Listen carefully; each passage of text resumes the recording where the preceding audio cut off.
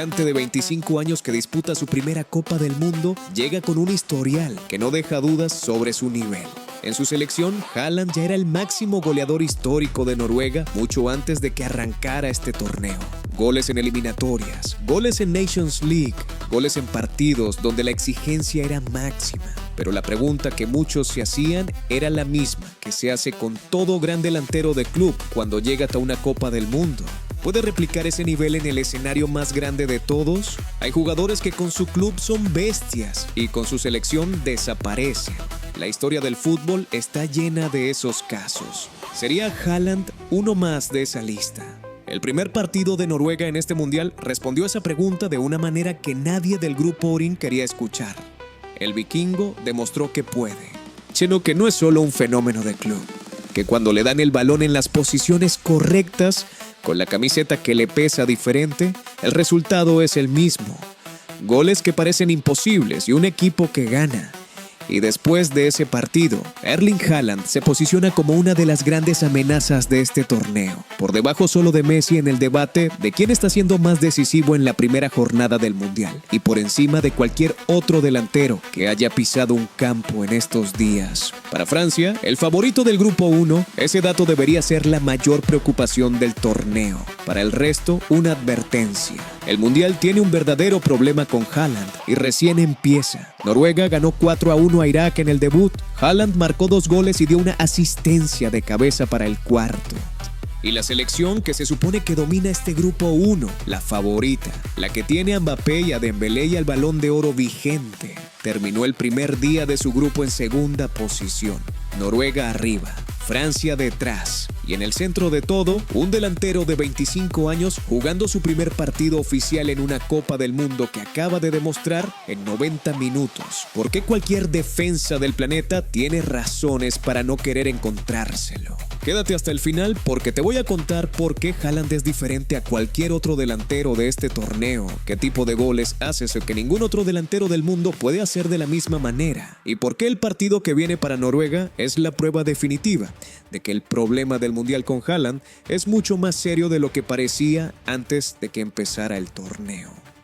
Para entender lo que pasó contra Irak, hay que entender primero lo que significaba ese partido para Noruega. La última vez que Noruega marcó un gol en una Copa del Mundo fue en 1998, en Francia. Casi 30 años.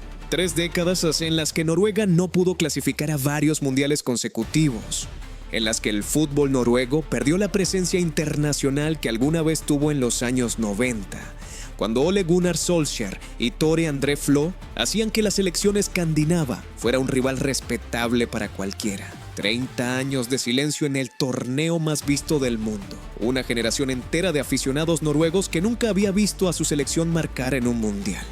Y entonces llegó Erling Haaland.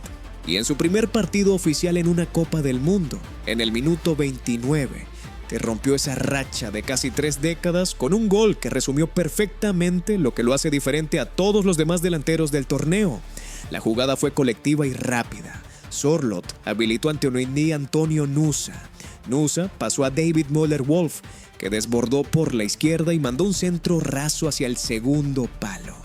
No fue un centro perfecto. No fue ese balón colocado a la altura ideal que los delanteros piden en el entrenamiento. Fue un centro que llegó a una altura incómoda, rasante, en un ángulo que normalmente exige que el delantero frene, se equilibre y busque la mejor posición posible antes de rematar. Haaland no hizo nada de eso. Se lanzó al suelo, estiró el cuerpo, alcanzó el balón con la pierna extendida mientras estaba en plena caída y lo empujó a la red. Sin preparación, sin elegancia. Pudo sin el tiempo necesario para que ningún portero del mundo tuviera la oportunidad de anticipar lo que venía. Solo la decisión instantánea de un jugador que entiende de manera completamente instintiva que el gol más importante es el que entra, sin importar de qué manera entre. Ese gol fue el primero de Noruega en un mundial desde 1998. Lo marcó lanzándose al suelo en el segundo palo de un centro difícil. Bergen tembló. Suscríbete al canal y activa la campanita, porque en Radar Fútbol vamos a vivir cada partido de este mundial, con el análisis que no encuentras en otro lado. Y no te vayas, que lo que viene ahora explica por qué el segundo gol de Haaland en ese mismo partido fue todavía más representativo de lo que este jugador significa para cualquier rival que tenga que enfrentarlo. Seguimos. Desde el segundo gol de Haaland contra Irak no entró como entran los goles de los delanteros técnicos. No fue un control perfecto seguido de una definición milimétrica. Fue algo más primitivo, más brutal y de cierta manera más imposible de defender. Irak había empatado antes del descanso y el partido necesitaba que alguien rompiera el equilibrio. Haaland presionó la salida del portero iraquí con una intensidad que muy pocos delanteros del mundo son capaces de sostener a ese ritmo. Forzó un despeje en condiciones de pánico, llegó a la pelota antes de que el portero pudiera controlarla y la desvió hacia la red con la pierna extendida. No fue un remate. Fue la consecuencia directa de aplicar más presión física de la que un portero puede manejar cuando tiene a un hombre de casi 2 metros corriendo hacia él con esa velocidad y esa determinación.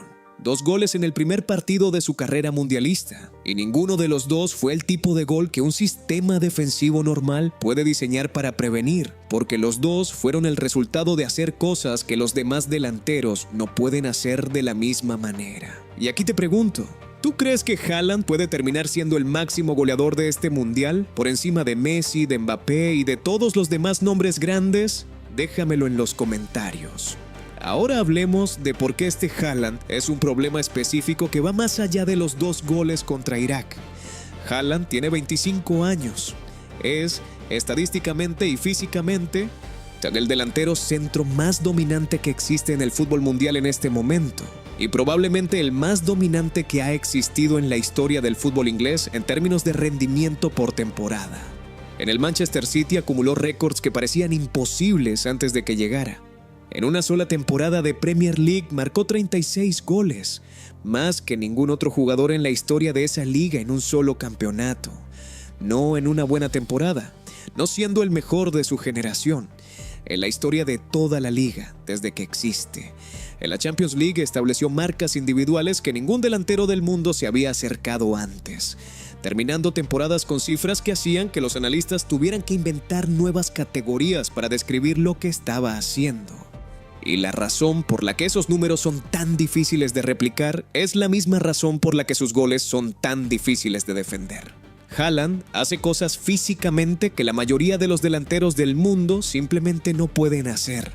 A 1,94 de altura, con una musculatura que parece diseñada específicamente para el fútbol de élite, tiene la capacidad de saltar más alto que cualquier central, de colgar en el aire durante fracciones de segundo que no corresponden a las leyes normales del movimiento humano, y de rematar con tanta potencia desde posiciones incómodas que los porteros a veces no tienen ni el tiempo ni el ángulo para reaccionar. Sus goles de cabeza son una categoría aparte de todo lo que existe en el fútbol moderno. No son los cabezazos normales de un delantero alto que conecta con el balón en el punto más alto de su salto y lo dirige hacia un rincón. Son cabezazos donde Haaland despega desde varios metros de distancia, vuela sobre la línea defensiva y golpea el balón en una posición que está literalmente por encima de donde cualquier central puede llegar, porque ellos ya tocaron el suelo cuando él todavía está en el aire. Cualquier aficionado que haya visto sus goles de cabeza en el Manchester City entiende de inmediato por qué los porteros a veces ni se mueven cuando el balón viene desde esa zona. Saben que no llegan, que el punto de contacto está a una altura que hace inútil cualquier esfuerzo de reacción. Y a eso hay que sumarle algo que se subestima cuando se habla de Haaland: sus goles acrobáticos. Los que hacen que la gente tenga que ver la repetición para creer que son reales. Los remates de volea con el pie que no es el natural, conectando pelotas que vienen de costado a una velocidad que no da tiempo para pensar. Los goles de bicicleta o semivolea que solo aparecen cuando el cuerpo entiende la trayectoria del balón antes de que la mente lo procese. Los remates desde ángulos casi cerrados, donde la única explicación posible es que la potencia fue tan grande que el portero no pudo detenerlo aunque supiera dónde iba. Y a eso hay que sumarle la velocidad en los primeros metros, que lo convierte en una amenaza constante en la espalda de las defensas. Y la frialdad para definir en situaciones de 1 contra 1 con el portero, donde su tamaño le da ángulos que un delantero normal no tiene disponibles. y la capacidad de presionar desde arriba con la intensidad que demostró en el segundo gol contra Irak, convirtiendo su propia búsqueda del balón en una herramienta goleadora. Noruega tiene 2 partidos más en la fase de grupos. Senegal primero, el lunes 22 de junio, y después, el viernes 26 de junio, Francia. Ese partido contra Francia es la prueba definitiva de todo lo que puede significar Haaland en este torneo.